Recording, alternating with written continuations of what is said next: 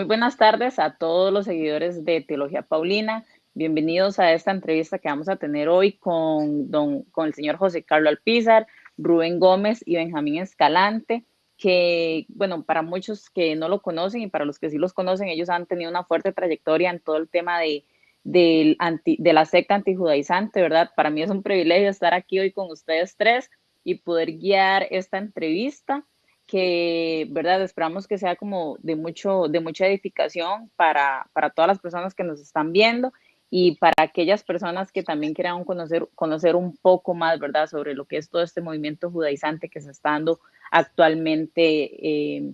Bueno, don Benjamín, don Rubén, don José Carlos, muchas gracias por estar acá. Más bien, muchas gracias por invitarme a formar parte de esta entrevista. Y bueno, vamos a iniciar de una vez. Quiero hacer un anuncio antes de que empecemos con la entrevista, que ellos tres van a estar en el Congreso Virtual contra los Judaizantes, que está justamente organizando Teología Paulina, que se va a realizar del 6 al 14 de mayo. Son 8 expositores en total y vamos a contar con la presencia de ellos tres. Don Rubén nos va a hablar sobre la doctrina del reemplazo, don Benjamín sobre las fiestas de Yahvé, y el pastor José Carlos, las ovejas perdidas de la casa de Israel. Entonces, desde ya también les extendemos una invitación para que estén de manera virtual también o asincrónica, puedan formar parte de este congreso. Entonces, vamos a iniciar con el profesor Rubén Gómez, que nos acompaña desde España. Muy buenas tardes, buenas noches para usted, don Rubén. Gracias por estar acá con nosotros. Muchas gracias por invitarme. Don Rubén es máster en teología por la Universidad de Chester en el Reino Unido. También es profesor de teología del King's Evangelical Divinity School. Si lo pronuncié mal, me disculpan. Y don Rubén, si usted gusta corregir el nombre, no hay problema. Y también es director del programa de estudios judio-cristianos de Kids en el Reino Unido. Además, es autor de Los frutos amargos del movimiento de raíces hebreas, que tiene una versión en inglés, ¿verdad? Que, como nos comentaba don Rubén ahora, esta versión es un poco más extendida y más ajustada al público anglosajón. Y también es autor de la guía práctica del software bíblico y a Jacob Amé. Entonces, bienvenido nuevamente, don Rubén, y para iniciar, tal vez si nos comenta un poco qué lo inspiró, por qué decidió hacer estos libros. Sí, muchas gracias. El motivo por el cual fundamentalmente decidí escribir este libro sobre el movimiento de raíces hebreas, que es como a mí me gusta definirlo, surgió tanto de mi propia investigación como parte de mis estudios teológicos, como también por la visión pastoral. Yo soy pastor evangélico, aunque en estos momentos no estoy pastoreando directamente una congregación, y entonces al ver cómo se estaba reproduciendo de una manera tan tremenda en las redes sociales, casi exclusivamente, todo este tipo de grupos bajo el paraguas, como digo, de las raíces, del movimiento de raíces hebreas, pues sentí la obligación, poco menos, que decir algo al respecto. Hay una pregunta que yo me hice cuando empecé a ver estos canales. Hay muchos canales en YouTube y muchas cuentas en Facebook, etcétera. Estamos hablando de cientos de miles de personas suscritas. El último cálculo que hice con los 10 o 12 últimos canales que consideré, pues superaban el 1,5 millones de suscriptores. Si bien es cierto que puede haber personas que estén suscritas a más de un canal, naturalmente. Pues bien, cuando empecé a escuchar lo que enseñaban, mi pregunta fue, ¿cómo es posible que se pueda malinterpretar la Biblia de una forma tan evidente, grosera, y que nadie diga nada? Yo no escuchaba voces del campo evangélico, estoy hablando ya de hace unos años atrás, no escuchaba a nadie que dijera, bueno, pues ustedes están equivocados por esta razón, por este motivo, por esto otro. Y fue la suma de todo esto lo que me llevó a escribir mi libro. Don Rubén menciona esto justamente, ¿verdad? Cómo las redes sociales se apropian tanto y así como construyen, también destruyen, ¿verdad? Y cómo estas herramientas, pues ha hecho caer a muchas personas en lo que es esta secta. Y, ¿verdad? La importancia de ustedes también, ¿verdad? Que ustedes tres son los invitados acá, de contrarrestar todo ese mal que el cristianismo está viviendo. No sé, tal vez si nos comenta también, ¿verdad? A través como de un resumen del libro o por qué el libro se llama así. El libro se llama así por un motivo fundamental y es que, como decía el Señor Jesús, los frutos de cualquier árbol son los que hablan de la naturaleza de ese árbol. Y cuando observamos los frutos que está dando el movimiento de raíces hebreas en estos últimos años, vemos mucha división, vemos muchos conflictos, vemos cómo matrimonios se rompen, iglesias se dividen, vemos cómo fluyen todo tipo de enseñanzas, no ya antibíblicas, sino del todo absurdas, ¿no? Y corren como la pólvora por las redes sociales y naturalmente pues eso no puede ser un buen fruto, no puede ser considerado un buen fruto. Entonces, desde la cordura, porque el subtítulo de mi libro es un llamamiento a la cordura, lo que pretendía al escribir el libro era que aquellos que todavía tienen la capacidad de razonar, aquellos dentro del movimiento de raíces hebreas o que simpatizan con el movimiento de raíces hebreas y todavía no se han radicalizado en grado sumo y por lo tanto todavía pueden tener un cierto contacto con la realidad y pueden hablar de una forma lógica y bíblica y sana con otras personas que tienen puntos de vista diferentes. Mi objetivo era, pues, hacer un llamamiento a la cordura. Por un lado, algunas de las críticas del movimiento de raíces hebreas a mí me parecen justificadas porque, evidentemente, en la historia de la Iglesia cristiana hay todo un reguero de antijudaísmo teológico, hay un reguero de antisemitismo y hay muchas cosas por las cuales deberíamos sentir vergüenza y pedir perdón. Esto es así. Ahora bien, el movimiento de raíces hebreas, que es un movimiento reactivo, en lugar de intentar reformar o ser un elemento positivo, potenciador de cambios dentro de la Iglesia cristiana, lo que ha hecho es irse al extremo contrario, como un movimiento pendular. Entonces, en ese movimiento pendular se han colocado en una posición que se sale con mucho de los límites de la doctrina que podríamos considerar bíblica y ortodoxa. Entonces, el llamamiento es a pensar, a reconsiderar, también a hacer autocrítica como creyentes, cristianos evangélicos, e invitar a esas personas que todavía no están tan metidas o tan fanatizadas dentro de ese movimiento, de algunos grupos que son muy extremos. No todo el movimiento es monolítico, es homogéneo, hay diferencias evidentemente, y es entonces ello lo que justifica que intentemos tender puentes con, digamos, los círculos menos cerrados, menos obtusos dentro del movimiento de raíces hebreas. Entonces el libro hace un recorrido histórico, que eso es algo que los participantes de estos movimientos no conocen, de la historia del movimiento de las raíces hebreas, con una serie de grupos anteriores, empezando a principios del siglo pasado, prácticamente, con grupos sectarios como la Iglesia de Dios Universal, como grupos que se denominaban del nombre sagrado, movimiento del nombre sagrado, etcétera, que son los precursores de lo que básicamente tenemos hoy en día y llamamos movimiento de raíces hebreas.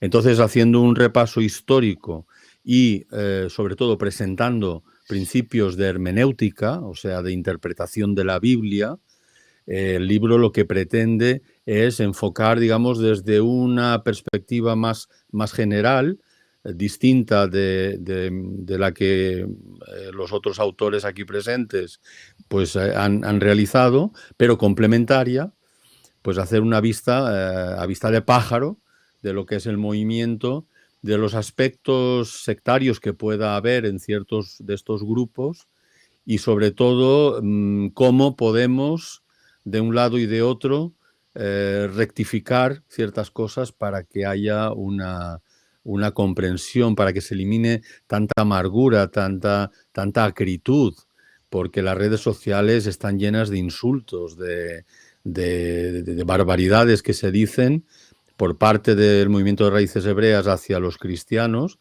y también por parte de algunos cristianos que desconocen realmente lo que es y, a mi juicio, utilizan el término judaizante de una forma muy a la ligera o el término secta de una forma muy a la ligera, en mi opinión, y tampoco eso es bueno, porque de esa forma lo único que hacemos, igual que el caracol, es que cuando pretendemos acercarnos se meten dentro de la cáscara y ya no vuelven a salir. Entonces, esa es un poco, de una forma un tanto gráfica, el porqué y la descripción de mi libro. Don Rubén, muchas gracias. Tal vez a veces surgen muchas dudas, ¿verdad?, entre los cristianos que no conocen a fondo muy bien todo esto, lo que es el movimiento hebreo, de raíces hebreas. Tal vez si nos da como una explicación desde su punto de vista la diferencia entre lo que es entre la diferencia entre el judaísmo mesiánico y el movimiento de raíces hebreas. Bueno, esta pregunta es muy importante, porque el judaísmo mesiánico no tiene nada que ver con el movimiento de raíces hebreas, ni en su origen, ni en su teología, es decir, en sus creencias. El judaísmo mesiánico surge de judíos, que son étnicamente judíos, que llegan a conocer al Mesías, a Jesús el Mesías, y entregan su vida al Mesías, reconocen al Mesías de Israel, pero no quieren dejar de ser lo que son, como es lógico. Son judíos y pretenden seguir siendo judíos.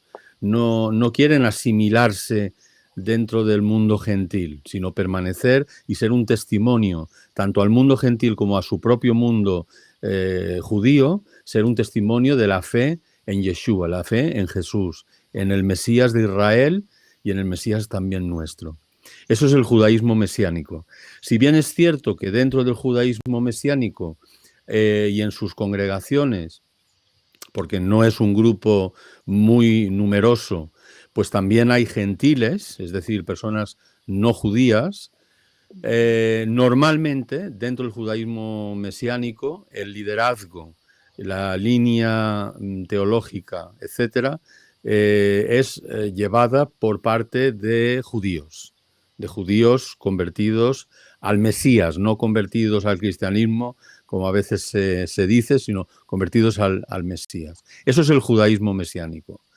El movimiento de raíces hebreas es un movimiento que en el 99,9% de los casos está compuesto por gentiles, por personas no judías, que no tienen ninguna relación étnicamente con los descendientes de Abraham, Isaac y Jacob, que no tienen ninguna vinculación con el pacto que Dios estableció con el pueblo de Israel y solo con el pueblo de Israel, como vemos en las faldas del monte Sinaí. Esos gentiles, llevados por un celo y por una fascinación, que de la cual quizá podamos hablar luego, hacia Israel, hacia los judíos, etcétera, mediante un proceso que es difícil explicar en 5 minutos, llegan a creerse, cuando siguen al Mesías, a Jesús de Nazaret, llegan a creerse israelitas. Es decir, no judíos de la tribu de Judá, no judíos del reino del sur, que antiguamente existió después de la monarquía unida, sino descendientes del norte, de las 10 tribus que formaban el reino del norte, que también se llamaba Israel, y que en el siglo VIII, antes de nuestra era, fue conquistado por Asiria. Muchas, aunque no todas ni mucho menos, las personas que estaban en Israel fueron dispersas, fueron llevadas a un exilio y se desperdigaron por distintos lugares del imperio asirio. Esto era el modo en que Asiria actuaba cuando conquistaba una nación, cualquier pueblo. No era algo solamente de los israelitas en esa época. Pues bien, entonces los gentiles del movimiento de raíces hebreas creen ser descendientes físicamente, no solo espiritualmente, sino físicamente, descendientes de aquellas tribus que ellos llaman perdidas del reino del norte o del reino de Israel, y que ellos llaman Efraín o Manasés. Y todo esto viene, y concluyo, viene por un movimiento que también explico en el libro, muy anterior, que se llamaba anglo-israelismo o israelismo británico, y que decía que el Reino Unido, es decir, Gran Bretaña e Irlanda del Norte, y los Estados Unidos de Norteamérica, junto con algunos otros países de la Europa noroccidental, eran los descendientes de las tribus de Israel. Esto estaba en boga hace ya más de 2 siglos. Esto era algo que enseñaba la Iglesia de Dios Universal. Esto es algo que está absolutamente refutado y que periódicamente, cíclicamente, vuelve a surgir.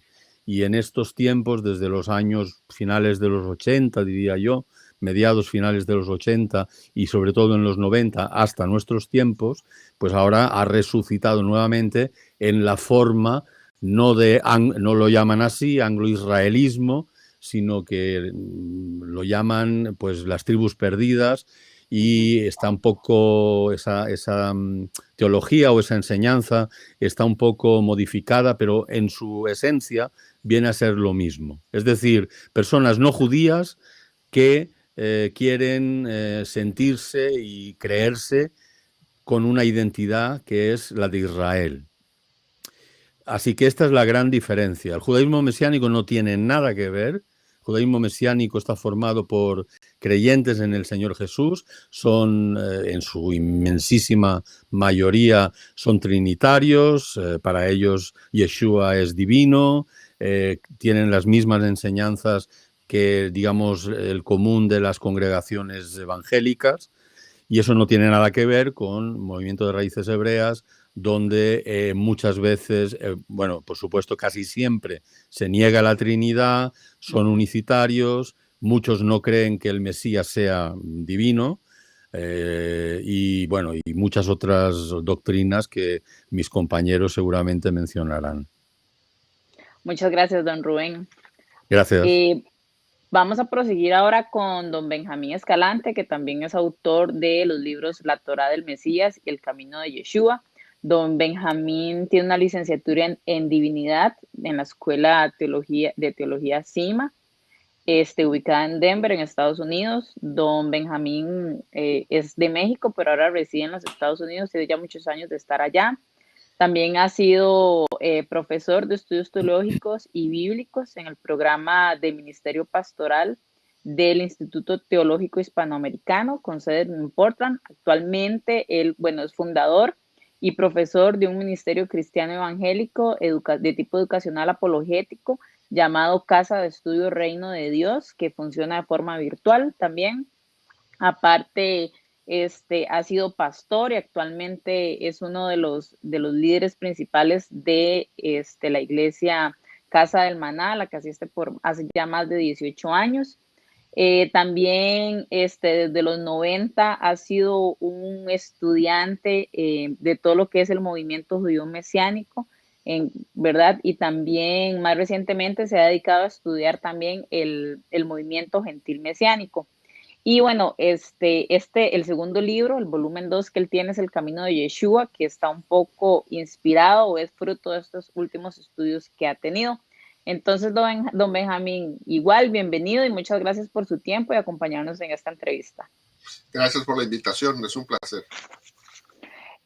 Don Benjamín, ¿por qué decide hacer este libro sobre este tema? Hablamos del volumen 2, que será El Camino de Yeshua, ¿verdad? ¿Por qué es que decidió escribirlo? Bueno, la realidad es que los dos tomos funcionan conjuntamente, ¿verdad? Y desde el punto de vista que cuando empecé a escribir los libros, pensé escribirlos como manuales de capacitación, precisamente porque cuando llegó el momento de querer averiguar si había algún tipo de material que pudiera ayudarnos en el ámbito evangélico a dar respuesta a los ataques doctrinales que sufrimos como congregaciones, empecé a investigar y me di cuenta que prácticamente era nulo el material que existía escrito.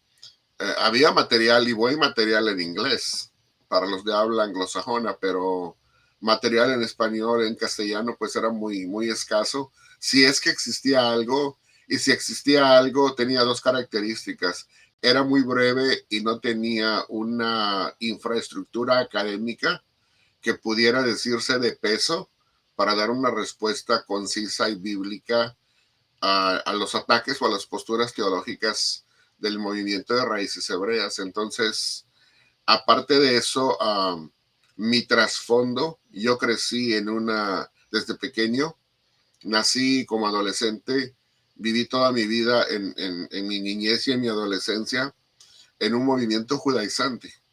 Entonces, no hasta el extremo de las raíces hebreas, pero sí en una de las variedades, digamos, más moderadas de lo que es ese tipo de manera de pensar. Y con el paso del tiempo, pues me di cuenta de que muchas de las personas que me preguntaban y que acudían a mí, no solamente durante los 20 años que fungí como pastor en diferentes lugares, sino aún después, cuando estaba trabajando en el profesorado del Instituto Bíblico, muchas personas me preguntaban sobre este tipo de movimiento y me empecé a dar cuenta de que en el ámbito hispano había muy poco en donde obtener respuesta para ello. Y una respuesta, digamos, certera, auténtica, bíblica y sincera. Porque la gran mayoría de las personas a las que uno le preguntaba, al menos en aquellos entonces y al menos en el ambiente donde yo me desenvolvía, tenían una confusión muy grande entre lo que era el movimiento de raíces hebreas y el judaísmo mesiánico. Porque en lo exterior muchos de ellos se pueden parecer estéticamente, pero doctrinalmente pues hay una gran diferencia, ya como nuestro apreciado Rubén nos acaba de decir, ¿verdad?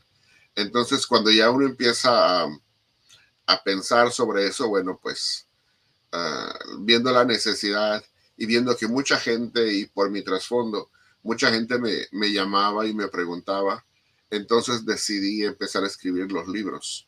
Como digo, el tomo 2 nada más es, por así decirlo, la continuación del 1, valga la redundancia.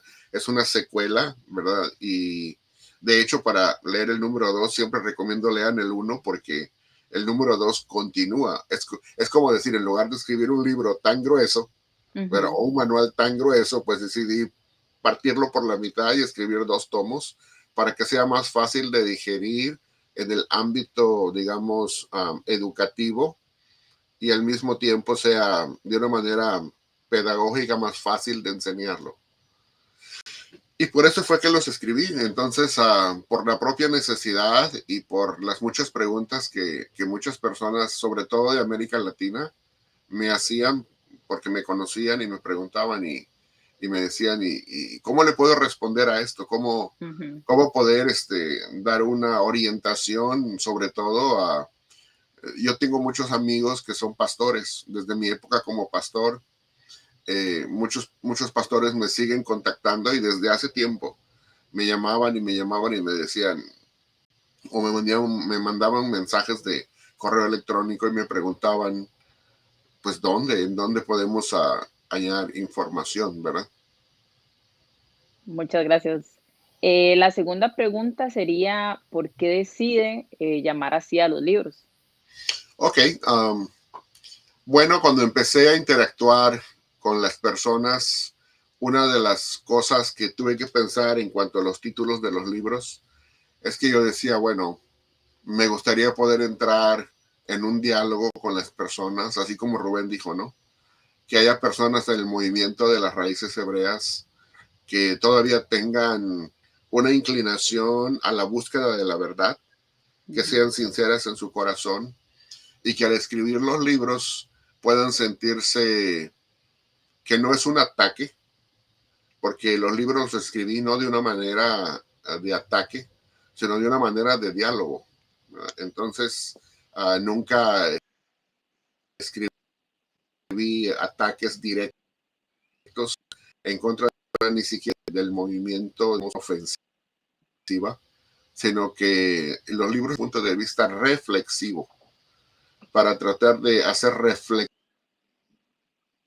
a la gente. El título es simple y sencillamente una manera atractiva de poder invitar a las personas del movimiento de raíces hebreas a darle un vistazo a los libros, porque muchos de los materiales, cuando yo empezaba a buscar materiales en respuesta a las preguntas que yo mismo tenía y otros tenían, me encontraba con muchísimo material escrito de manera informal, pero mucho material escrito en las raíces hebreas, en los medios de información, en lo que es las redes sociales.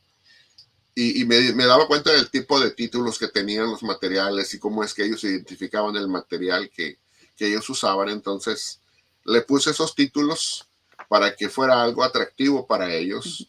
Y al mismo tiempo, cuando llegara el momento de que empezaran a analizar el material, se dieran cuenta que tenían que tomar una decisión, ¿verdad?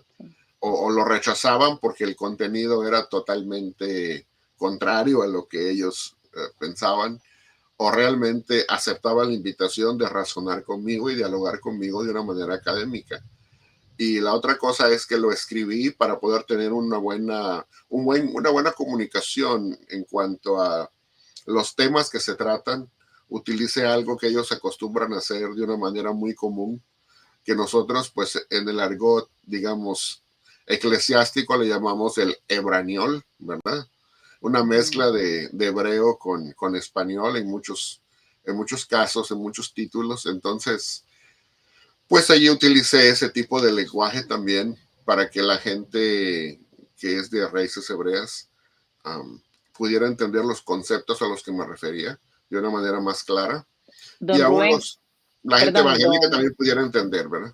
De la sí, misma don manera. Benjamín, ahora que menciona esto, ¿verdad? Tal vez si nos explica un poco sobre este término hebreñol, Bueno, perdón. sí, bueno, hay diferentes maneras de mencionarlo, ¿verdad? Algunos le dicen hebreñol, otros hebrañol, pero básicamente lo que hebrañol significa es que en el mundo de las raíces hebreas es muy común. Esto no es nada más, no es una acusación ni tampoco es un ataque. Es simple y sencillamente una manera descriptiva de poder identificar lo que ellos hacen en cuanto al uso del lenguaje. Mezclan, digamos, frases hebreas muy comúnmente en su manera de hablar dentro de lo que es la comunicación en el idioma castellano. Entonces, por ejemplo, quizás bueno, pues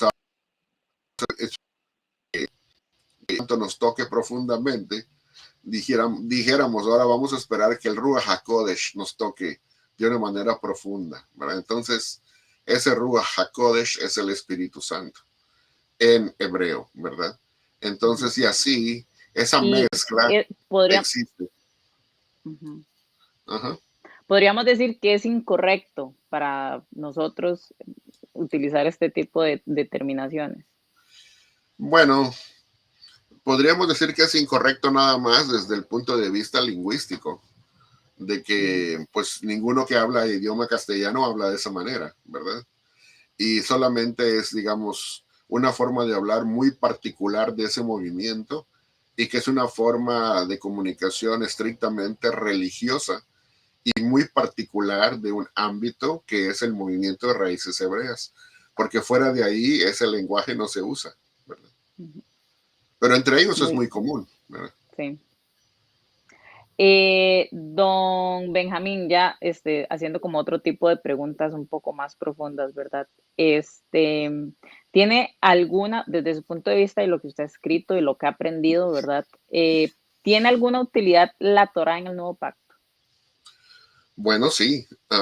Una de las cosas que Rubén mencionaba hace un rato es que el movimiento de raíces hebreas tiene algunas cosas que traen digamos, al frente, traen a colación y las traen también para nuestra notificación y alerta. Es que la realidad es que en muchos lugares de las iglesias cristianas evangélicas, muchas veces lo que nosotros conocemos como Antiguo Testamento, y mucho más en particular lo que se conoce como la Torá, que desde un punto de vista muy general y muy básico, quiero mencionar que se identifica con ello, con esa palabra, al Pentateuco, a lo que nosotros como evangélicos le llamamos el Pentateuco, los 5 primeros libros de la Biblia. En muchas iglesias de eso nunca se habla. Es nada más domingo a domingo puras prédicas del Evangelio, de las cartas paulinas, de todo el Nuevo Testamento.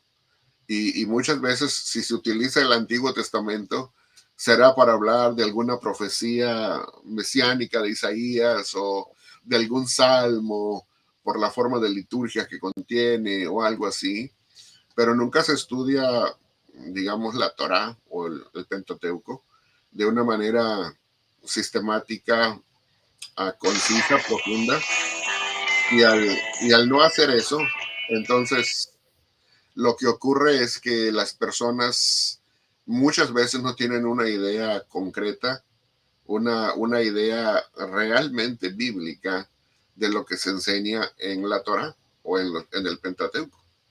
Ahora, sí tiene una relevancia bastante grande, porque para empezar, es precisamente en la Torá, en el Antiguo Testamento y en el Pentateuco, en donde encontramos la promesa directa y el pacto abrahámico, en donde directamente Dios le promete a Abraham, al padre de la fe, le promete algo muy importante, donde le dice, en ti y en tu simiente bendeciré a todas las familias de la tierra.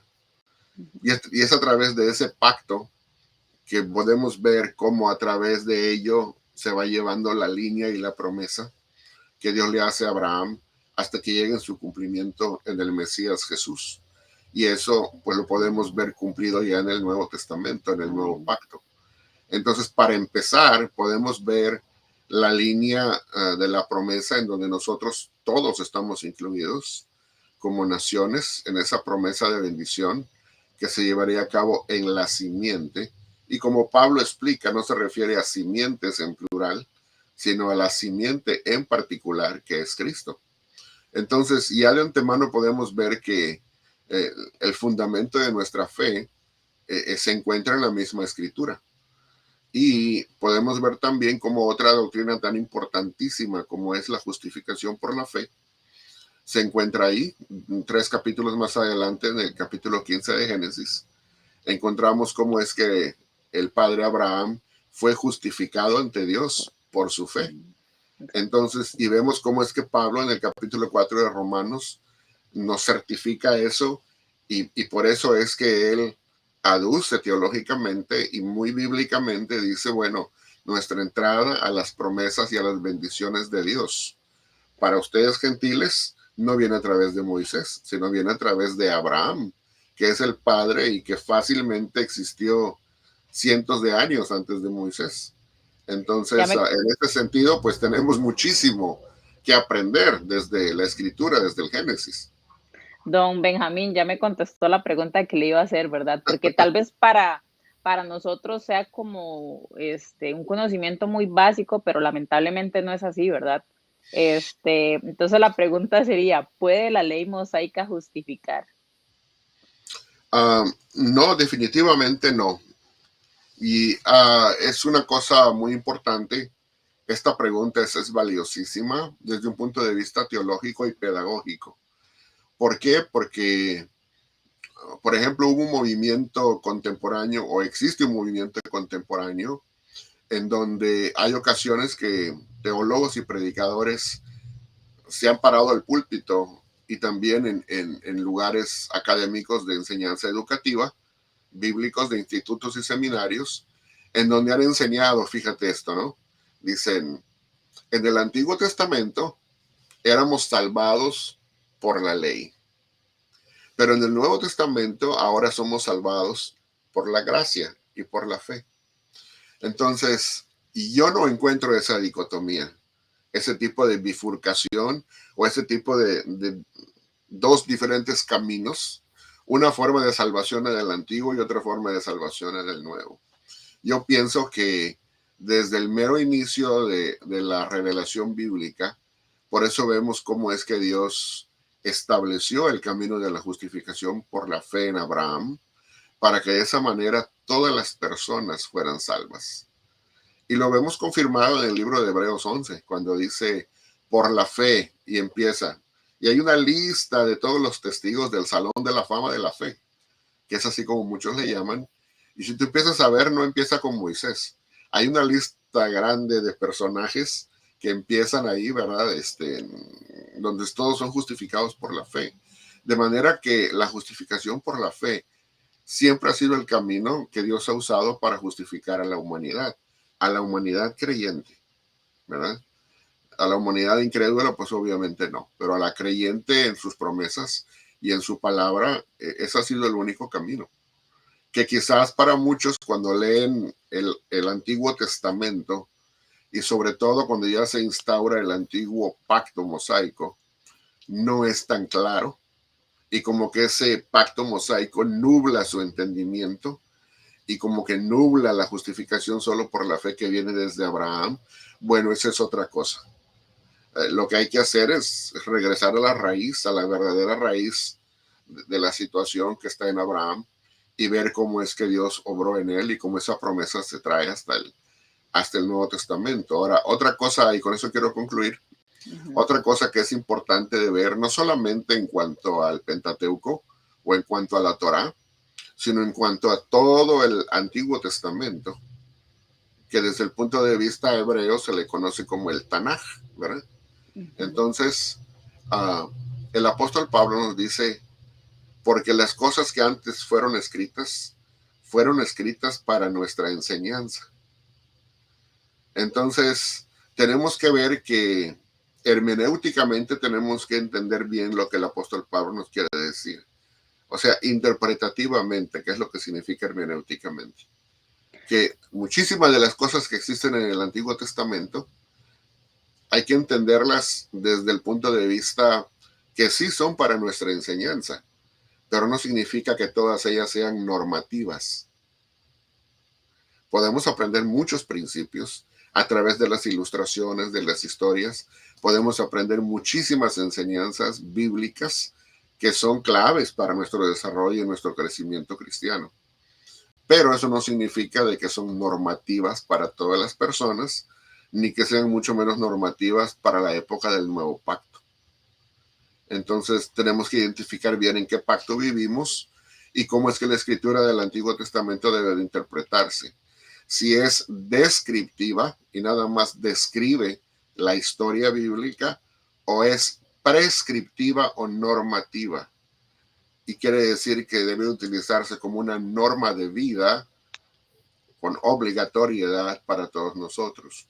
Y haciendo esa pequeña diferencia podemos analizar cualquier texto y podemos empezar a utilizar un filtro y un lente más correcto. No el único, pero creo que más correcto en cierto sentido. Y pues ahí Rubén y el pastor Carlos me pueden o apoyar o corregir si es necesario. Muchas gracias, don Benjamín. Bueno, surgieron un montón de preguntas justamente porque estamos hablando de esto, ¿verdad? Que yo creo que tal vez más adelante podremos contestar algunas. Eso lo vamos a ver. Muchas gracias, don Benjamín. Ahora vamos con José Carlos. Ya muchos lo conocen. Es el fundador de Teología Paulina. Es pastor de la iglesia Río de Dios, ¿verdad? Que tiene su sede principal está en Costa Rica, pero también en México ya hay varias sedes. Es estudiado de Ciencias Ambientales de la Universidad Nacional, también tiene una licenciatura en docencia en la Universidad Castro Carazo, 10 años bueno, es fundador también de la Iglesia Río de Dios, que tiene ya 10 años de servir al Señor, ¿verdad? Y actualmente es conferencista internacional por toda Latinoamérica, ¿verdad? Donde se enfoca justamente en los peligros del judaísmo o de judaizarse.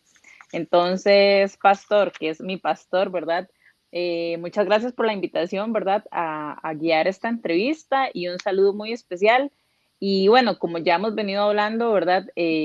Aquí todos han escrito libros y José Carlos escribió el libro contra los judaizantes, ¿verdad? Y les quiero mencionar, hacer un paréntesis, que estos 3 libros se consiguen en Amazon. Entonces, para que lo tengan ahí presente. Y bueno, pastor, bienvenido y tal vez, ¿verdad? Usted también se nos cuenta cómo es que decide hacer un libro sobre este tema. No se escucha. Gracias, Dani, por esta entrevista que nos estás haciendo y también gracias al hermano Rubén y Benjamín por este espacio que nos han permitido compartir con ustedes.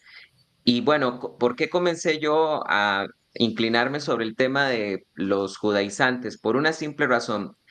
Yo estaba estudiando por ahí del 2019, 2018, estaba estudiando hebreo con una profesora judía que no es mesiánica, es judía practicante, pero muy respetuosa.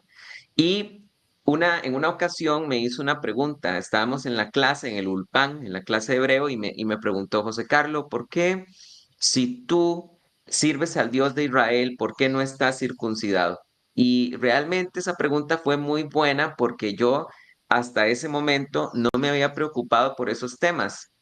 Entonces yo de ahí le di una respuesta a ella, pero yo salí del Ulpan un poco insatisfecho con mi propia pregunta, pero con mi propia respuesta, pero sí sabía muy claro que para poder profundizar más y la próxima vez que me preguntaran eso, responderlo de mejor manera, era necesario que estudiara la epístola a los romanos.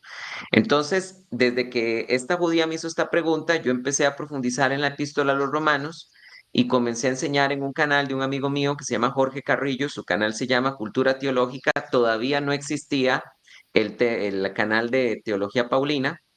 Y enseñando con Jorge diferentes temas que no tenían nada que ver con el tema de raíces hebreas, yo empecé a detectar que teníamos demasiados comentarios de gente que nos criticaba, que decía Shalom, ¿verdad? Que decía que qué barbaridad, que por qué no enseñamos las fiestas del Eterno, que por qué no guardamos Shabbat. Y yo me empecé a quedar extrañado de todo esto y me empecé a meter de lleno en el tema. Entonces decidí pues hacer el canal de Teología Paulina y lo que jamás pensé es que el canal iba a crecer tanto. Entonces empezaron a escribirnos muchísimas personas diciendo que estaban muy alegres porque se estuviera abordando el tema de las raíces hebreas y empecé a recibir cientos de mensajes de personas que nos decían, pastor, ¿qué hago? Mi esposa se metió en una secta judaizante, ya no se puede comer en la mesa tranquilos porque si yo oro por los alimentos y digo en el nombre de Jesús, empieza una discusión porque mi esposa dice que eso es decir que eso decir Jesús es decir caballo y que hay que decir Yeshua y así empezó montones de personas a escribirme, ¿verdad? Muy dolidas por lo que estaba ocurriendo y también hasta pastores, ¿verdad? Me empecé a dar cuenta que se estaban judaizando y en el peor de los casos judaizando la iglesia entera. Y entonces me pasó también lo mismo que nos decía el hermano Benjamín y Rubén, que no había mucha literatura, bueno, no había literatura que recomendar en habla hispana. Entonces, algo muy interesante es que nosotros tres publicamos un año seguido. El primero fue Benjamín, luego publicó el hermano Rubén y luego finalmente publiqué yo, pero eh, cuando yo estaba ya terminando de escribir mi primer libro, bueno, este de los contra los judaizantes, todavía no tenía conciencia de los libros del hermano Benjamín. Yo le comentaba a él que de hecho yo me tropecé con los libros del hermano un día que los vi ahí en internet y creí que eran libros judaizantes. Ya el hermano nos explicó por qué razón les puso ese nombre, ¿verdad? Y es precisamente para poder tener ese clic con las personas. Luego el hermano Rubén sacó su libro y yo en la introducción de mi libro digo que también el hermano Rubén publicó este libro buenísimo que ha escrito. Y bueno, me metí en el tema de los judaizantes también porque he visto personas sufrir y he visto iglesias enteras dividirse y en el peor de los casos, inclusive tenemos un caso documentado en Colombia de una iglesia que comenzó como Movimiento de Raíces Hebreas y al final terminaron abrazando por completo el judaísmo y rechazaron el Nuevo Testamento y a Jesús como Mesías. Y esto es lo que pasa con el Movimiento de Raíces Hebreas, te aleja de Jesús. Pastor, ¿por qué su libro se llama así? Bueno, en realidad el libro se llama de esa manera porque hay una obra muy interesante del siglo II de Ireneo de León que se llama Adversus a herejes, contra las herejías. Y ese libro que ha sido emblemático en la historia de la iglesia se encargó de contrarrestar los herejes de ese tiempo y eran los gnósticos en el contexto que estaba combatiendo Ireneo. Entonces, pues precisamente yo veo que hoy en día de todas las sectas que pueden hacerle daño al cristianismo, ahorita la que más daño le está haciendo a la iglesia cristiana es los judaizantes. No son los testigos de Jehová, ni los mormones, ni los rosacruces, ni los adventistas, son los judaizantes. Nosotros siempre hemos visto personas que de repente se va una persona para los testigos de Jehová, una persona que se convirtió al catolicismo, una persona que se hizo mormona. Eso se ha visto siempre, pero pocas. Pero lo que estamos viendo ahora, de que son miles de personas que están abandonando las iglesias cristianas para meterse en esta secta, eh, precisamente es muy, muy peligroso y hay que hacerles frente. Entonces, por eso el libro se llama así, Contra los judaizantes, porque a mi parecer, así como en el siglo II de la historia del cristianismo, el gran problema que tenía la iglesia en ese momento eran los gnósticos, pienso yo que ahorita el gran problema que tienen las iglesias cristianas son este movimiento. Gracias, Pastor. Por acá otra de las preguntas que le tenía era que cómo podemos encontrar en la Biblia a los judaizantes. Bueno, esa es una pregunta muy buena porque realmente los judaizantes quieren que nosotros creamos que judaizar es precisamente enseñar alajá, que son mandamientos orales. Los judíos tienen dos tipos de ley, la ley escrita, la Torá mosaica, y la alajá, que en el Nuevo Testamento se le llama la tradición de los ancianos. Entonces, los judaizantes quieren que nosotros creamos que judaizar es precisamente eso, enseñar alajá. Voy a dar un ejemplo de lo que es la alajá. Por ejemplo, en el Deuteronomio capítulo número 25, a un hombre se le permite, la ley de Moisés permite que a un hombre se le azote hasta 40 veces, pero la alajá dice que es 40 menos uno, porque lo que intentaba la alajá, en el sentido más noble, podría decirse, era crear un cerco de protección que hiciera que las personas no quebrantaran el mandamiento. Entonces también otro mandamiento alágico es, por ejemplo, no comer carne con lácteos, aunque no, la Torah no lo dice, sino que se habla de que no cocerás el cabrito en la leche de su madre. Entonces, según los judaizantes, alajá es eso, judaizar es eso, cuando nosotros estamos enseñando a imponer alajá, pero en realidad eso no lo es, porque la palabra judaizar aparece dos veces en la Biblia. La primera vez que aparece es en el libro de Esther, cuando se está hablando de la fiesta del Purín, dice que ante la gran victoria que muchos judíos estaban experimentando por el temor a los judíos, dice la Biblia que muchos gentiles se estaban convirtiendo a los hijos de Israel, se estaban convirtiendo en judíos. Ahí la palabra hebrea que se usa es y Aat. Son 3 letras hebreas, Yud, Ei y Dalet. Y esa palabra significa convertirse al judaísmo. Luego, en su equivalente de la versión griega del Antiguo Testamento, la Septuaginta, ahí aparece, se intercambia por la palabra judaizo, que es la misma que se va a usar también en Gálatas 2:14 y que significa convertirse en judío. Entonces, ¿quiénes son los judaizantes en la Biblia? Los judaizantes eran personas que en sus inicios en la Biblia, a diferencia de los de hoy en día, como lo dijo el hermano Rubén, estos sí eran realmente judíos, los primeros judaizantes en su gran mayoría, y querían imponerle a los gentiles una de dos, o que se circuncidaran para la salvación, Hechos 15:1, o que simplemente estaban obligados a guardar la ley, entendiéndose como mandamientos litúrgicos. Hechos capítulo 15, versículo 5. Entonces, ¿qué es judaizar? Judaizar es, ¿quiénes son los judaizantes en la Biblia? Son estas personas que pretendían que la ley mosaica tenía poder para salvar o que simplemente los mandamientos litúrgicos, los gentiles también tenían que guardarlos. A diferencia de los de hoy en día, como lo decía el hermano bien Rubén y también Benjamín, que son gentiles, que se autoperciben como judíos y creen que lo tenemos que hacer, pero hay que hacer esa diferencia entre los judaizantes del siglo I, que en su gran mayoría muchos de ellos eran verdaderos judíos, y los de hoy en día, que son gentiles, que se autoperciben como hebreos falsamente, desde luego. Muy bien, pastor. Y yo sé que usted ha hablado un montón de este tema, en sus redes podemos ver, pero le voy a hacer la consulta nuevamente, la pregunta, aprovechando que podemos tener una conversación acá en vivo. ¿Deben los gentiles guardar Shabbat? Claro, bueno, yo creo que esto de si los gentiles deben guardar Shabbat o no es el caballito de pelea de los judaizantes, porque generalmente se empieza por ahí. Casi siempre la gente que empiezan con este movimiento se le convence de primero que debe guardar Shabbat y ya después esto es un efecto dominó y viene el creer que hay que guardar las leyes dietéticas, las festividades y todo este tipo de cosas. Pero casi siempre se empieza por el tema del Shabbat. ¿Deben los gentiles guardar Shabbat? Absolutamente no. Y la razón, hay 5 razones por las cuales nosotros los gentiles no guardamos Shabbat, y eso las explico en mi libro, y las razones son estas. Bueno, número 1 es el argumento mosaico, donde nosotros vemos que en el mismo decálogo, tanto en Éxodo capítulo 20 como Deuteronomio capítulo número 5, vemos que Moisés es muy claro que el único gentil que estaba obligado a guardar el Shabbat era el gentil que vivía dentro de las ciudades de Israel. Así lo dice la Biblia de forma literal.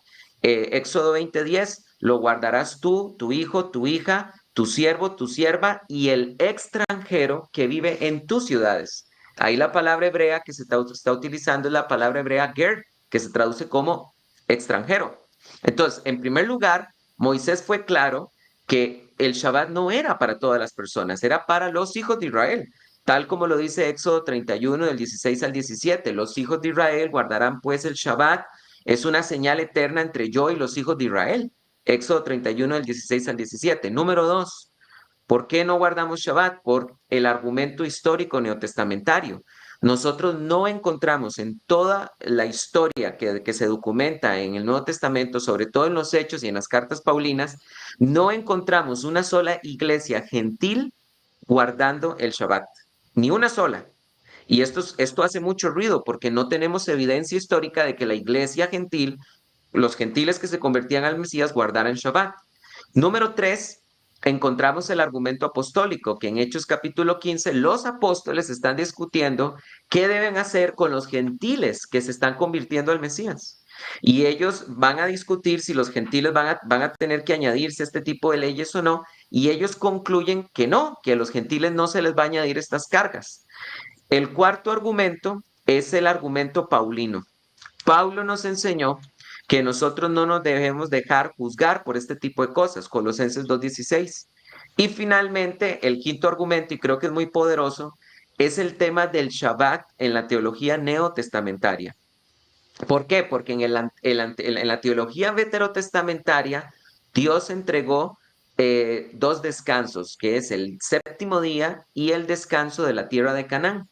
Pero en la construcción del Nuevo Testamento, nosotros entendemos que los apóstoles nos están enseñando que ni Canaán ni el séptimo día realmente le permitió a Israel descansar. Y por eso es que en Hebreos capítulo número 4 se nos habla de un nuevo hoy, de un nuevo descanso. Y ese descanso pleno es Jesucristo. Entonces, en el nuevo pacto tenemos que entender que el descanso, el nuevo pacto es la persona de Jesucristo. Y por eso fue que él dijo, vengan a mí los que están cargados y cansados y yo os haré descansar. Muchas gracias, pastor. Tengo una última consulta. Esta sí sería como para los tres, pero voy a empezar con don Rubén. Don Rubén, ¿qué considera usted que está en juego con el surgimiento de este movimiento nuevamente?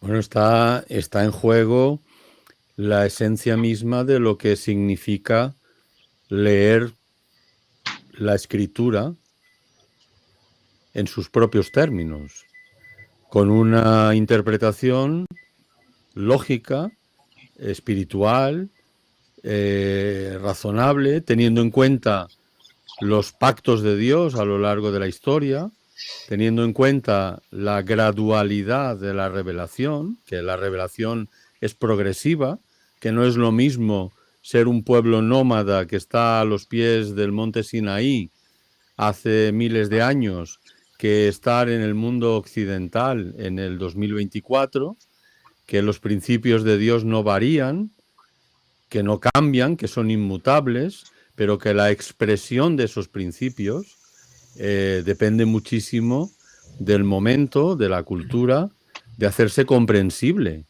Es decir, la hermenéutica, que es la palabra que utilizamos teológicamente para hablar de la interpretación, de la ciencia de la interpretación, no solo bíblica, pero también bíblica.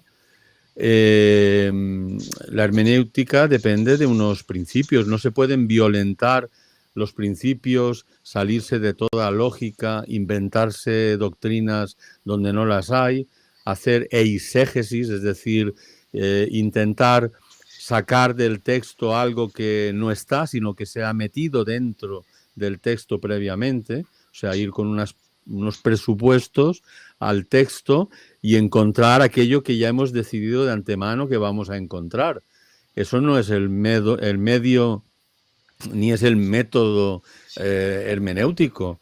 Es al contrario, nosotros tenemos que hacer exégesis, sacar del texto lo que está ahí e interpretarlo, porque yo estaba mirando algunos comentarios, no sé si luego habrá ocasión de hablar de algunos de ellos, pero, o sea, los comentarios que tienen que ver con la lingüística, que es uno de mis campos de estudio, son totalmente absurdos. O sea, los idiomas no se rigen por el azar ni por la magia, sino o sea, son una serie de principios los que rigen los idiomas y el desarrollo de los mismos. Entonces, estas personas que están hablando del griego, del hebreo, es que no, por lo que están diciendo aquí, es que no tienen ni idea de lo que significa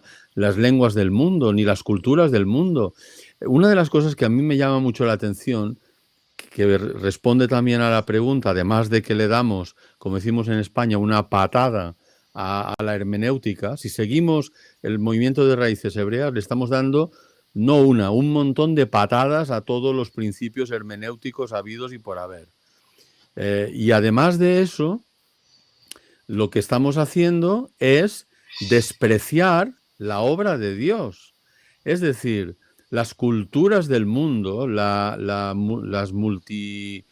multiculturas que hay en el planeta Tierra, para el movimiento de raíces hebreas son superfluas, son absolutamente paganas y no tienen ninguna consideración, las miran con desdén absoluto. El movimiento de raíces hebreas tiene un gran problema de identidad, no reconoce ni se siente a gusto con lo que cada uno es, sino que quieren volver a una cultura hebrea que además no existe, porque esa cultura, ese volver a las sendas antiguas, esas sendas antiguas ya no existen. El judaísmo que practicaba el pueblo judío en la Biblia ya no existe. Hoy en día nadie practica eso. Y ellos pretenden volver a algo que no, simplemente no existe, inventarse un idioma que no existe. Yeshua es un nombre que no existe, no ha existido nunca, ni existirá porque no es hebreo. Es Yeshua. Yahshua, Yahoshua y todas estas palabras que tienen la partícula ya, es decir, Y-A-H, transliterando del hebreo, las utilizan mal porque quieren que Judá, Yahuda, que Jesús, Yahshua y que el Señor, Yahvé, que todos empiecen por la misma letra, como si eso fuera un término sacrosanto que para ellos es fundamental. El problema es que eso no existe, no está en los manuscritos, no está en ninguna parte. Por lo tanto, y termino, perdón por extenderme. No, tranquilo, don Rubén. Más bien, don Rubén, perdón, sí. Aprovechando que está hablando, me gustaría hacerle la misma pregunta que le hice a don Benjamín. ¿Qué es el hebreñol y cómo afecta, verdad? ¿Qué tiene de malo empezar a utilizar este tipo de terminaciones? Sí, bueno, yo lo llamo hebrañol. Sé que otros dicen hebreñol, pero vamos, el hebrañol, como muy bien ha dicho Benjamín, es una forma de describir esta costumbre de intercalar palabras hebreas cada vez que se está diciendo algo. Ahim, queridos Ahim, el ejemplo que decía Benjamín, del Espíritu Santo, o sea, no utilizar el español o el inglés, el que tenga la lengua inglesa como propia, o el alemán o el francés, no. Todas esas lenguas no tienen importancia, igual que las culturas. Aquí lo único que vale es el hebreo. Pero es que no hay nadie en el movimiento de raíces hebreas que hable, no son judíos, no son hebreo parlantes. Se aprenden unos determinados términos que creen más santos que los mismos términos cuando se aplican, cuando se transliteran o se pronuncian en nuestra lengua. Por ejemplo, he visto también algún comentario, pero es que los cristianos dicen aleluya, dicen amén. Sí. Bueno, aleluya y amén proviene del hebreo y es más, proviene del arameo, pero aleluya y amén son palabras castellanas, es decir, han sido transliteradas. Es decir, es exactamente lo mismo que nosotros decimos Jesús, que es una palabra transliterada de la forma griega Jesús, la forma griega, y la forma hebrea era Yeshua, y sigue siendo Yeshua en el hebreo actual. Pero que nosotros digamos amén, lo digamos, en el castellano, en el español, hay muchas palabras que son transliteradas del árabe, del hebreo, del griego y del francés, del inglés, etcétera, etcétera, etcétera. Pero lo que hacen el movimiento de raíces hebreas, muchos de ellos, es querer utilizar no una transliteración, sino una pronunciación, la que ellos entienden que debe ser, porque no se ponen de acuerdo ni en el nombre real del Señor Jesús, ni se ponen de acuerdo en el nombre de Dios, en cómo debe ser. Cada escuela, cada grupo tiene su propia opinión al respecto. Esto ya pasaba en el movimiento del nombre sagrado, que creo que Benjamín también lo comentó hace no mucho en una entrevista que le escuché, ¿no? Entonces, respondiendo concretamente a la pregunta, el hebrañol no pasa nada. Es decir, no pasa nada. Nosotros no criticamos el hecho de que se diga Yeshua. A mí me parece que el que quiera decir Yeshua, que lo diga. A mí me es indiferente.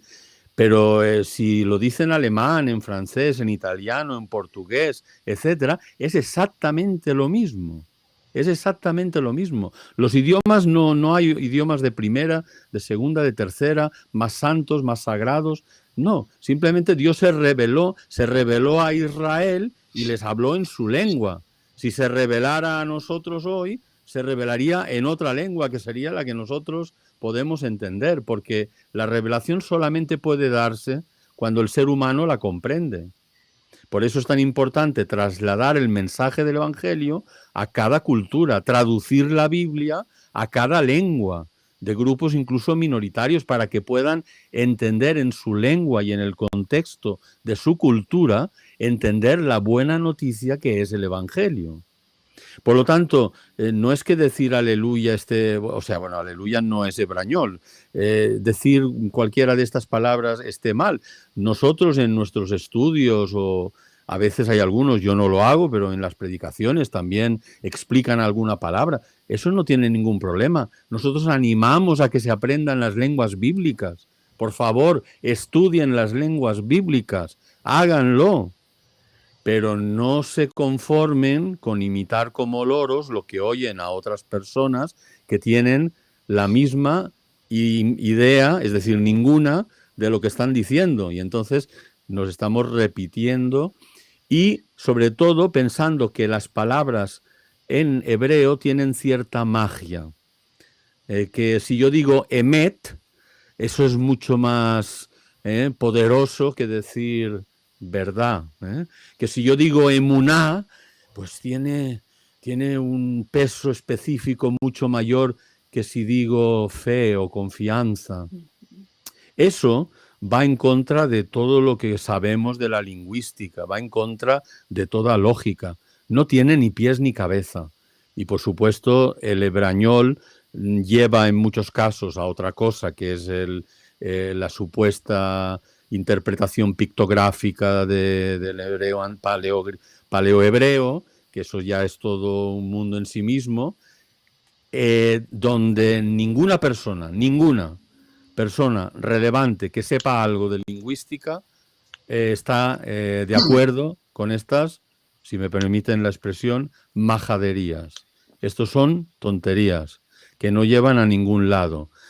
Porque el problema es que queremos profundidad y buscamos la profundidad y acabamos en la magia, acabamos en el esoterismo, en la cábala, acabamos en cosas que no tienen nada que ver. Si en sus iglesias de procedencia, porque todos, el 99% provienen de iglesias cristianas, sobre todo de cariz neopentecostal, si en sus iglesias no les han dado de comer, el problema no es de la palabra de Dios, el problema es que no han tenido maestros que les hayan alimentado. Si buscan lo que no han encontrado en casa, fuera de casa, el problema no es el cristianismo, el problema no es que sea apóstata, que seamos paganos. El problema es que ellos nunca se han enterado realmente de lo que enseña y de lo que dice la palabra de Dios. Muchísimas gracias, don Rubén. Y me callo ahí. No. Ya vamos a ir ya terminando porque, bueno, nos ha rendido bastante la entrevista y creo que quedan muchísimas preguntas por contestar y muchos temas por ver, ¿verdad? Pero vamos a hacer ya una última pregunta para Benjamín y para José Carlos, que sería, bueno, la misma última pregunta que le hice a don Rubén. ¿Qué consideran ustedes que está en juego con el surgimiento de este movimiento, de esta secta? Don Benjamín, si usted nos contesta primero, por favor. Bueno, para mí está en juego todo. Desde el punto de vista de que el verdadero evangelio, que yo reconozco como el evangelio de Jesucristo, que se centra en la persona misma de Jesús, que está encarnado en la persona misma de Jesús y que se desarrolla históricamente a través de su ministerio y luego en su muerte, sepultura y resurrección. Eso es la base de toda nuestra fe. Y cuando ese evangelio es desplazado por otro evangelio, otro tipo de mensaje, entonces pues pone nada más y nada menos que nuestra misma salvación en entredicho. Porque dentro del movimiento de raíces hebreas hay dos tendencias. Una es, y no estoy diciendo de que quizás hasta pudiera haber más, pero de las que yo conozco y las que he escuchado, hay dos tendencias. Una es sustituir el evangelio de Cristo por el evangelio de la Torá. O sea, decir que las buenas nuevas son la Torá mosaica dada del monte Sinaí, que esa es la buena nueva. Fíjense, ¿eh? Si no es una... Y nos acusan de ser predicadores o enseñadores de la doctrina de reemplazo. ¿Quién está reemplazando el evangelio allí? Por un diferente evangelio, que es el evangelio de la Torá. No que la Torá sea mala en sí misma, pero cuando uno reemplaza el verdadero evangelio y pone la Torá en su lugar, entonces estamos desvirtuando la Torá, estamos tergiversando la Torá y pervirtiendo el verdadero evangelio. Otros enseñan como evangelio, no el evangelio de la Torá, dentro de ese mismo movimiento, porque no es monolítico, dijimos. Otros lo enseñan como el evangelio de las 10 tribus perdidas. O sea que le llaman el despertar de Efraín, o el mezclar los dos, o el unir los dos palos, el palo de Judá y el palo de Efraín.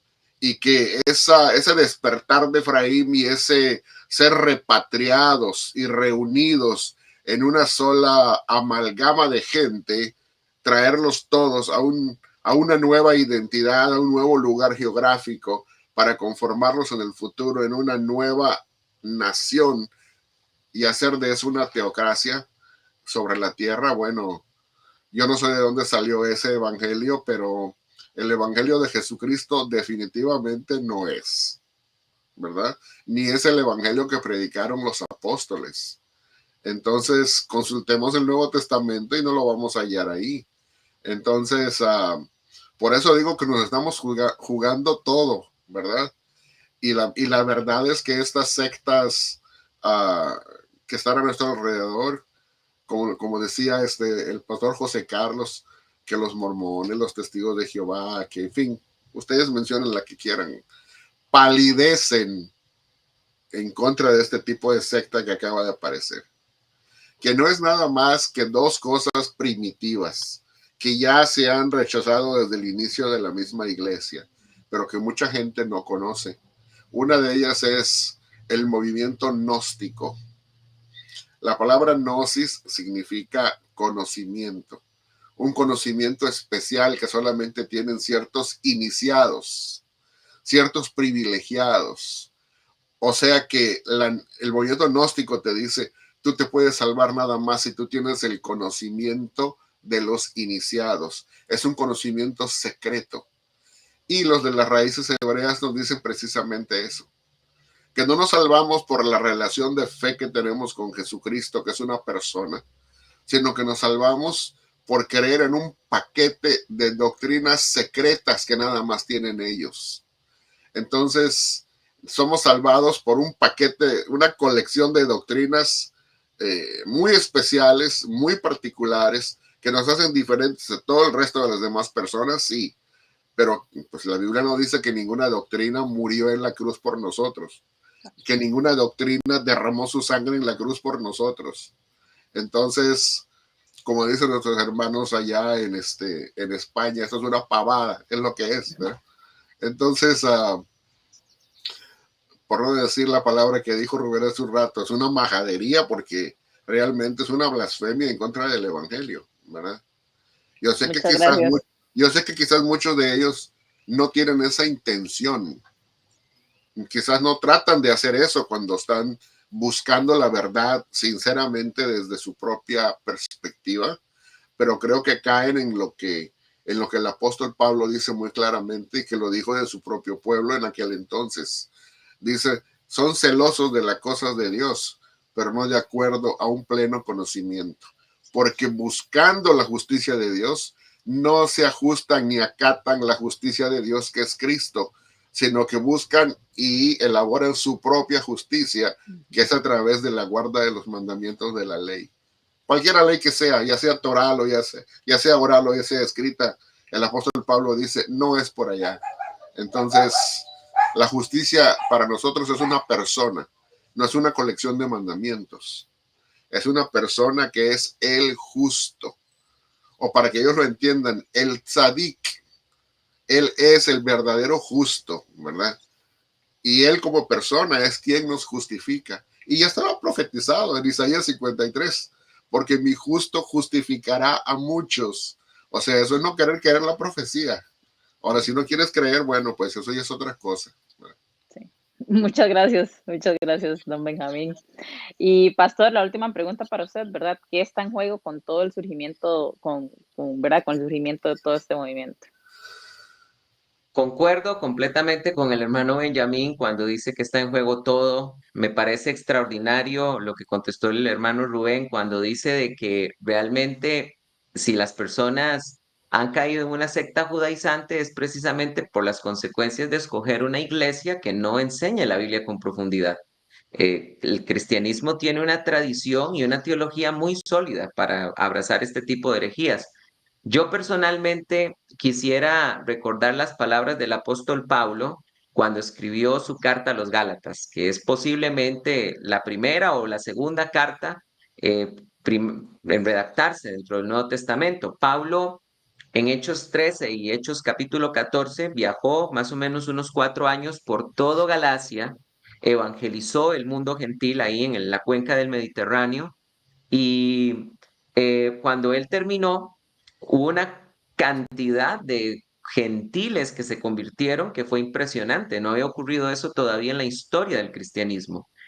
Y apenas Pablo se dio la media vuelta y se fue para Antioquía de Siria a descansar, llegaron falsos maestros que se quisieron infiltrar dentro de la iglesia y querían echar a perder todo lo que Pablo había hecho. Entonces, dice Pablo así en Gálatas 1:6, estoy maravillado de que así tan pronto estáis siendo desviados del que os llamó por gracia a un evangelio diferente. Entonces, ¿qué es lo que se está jugando aquí?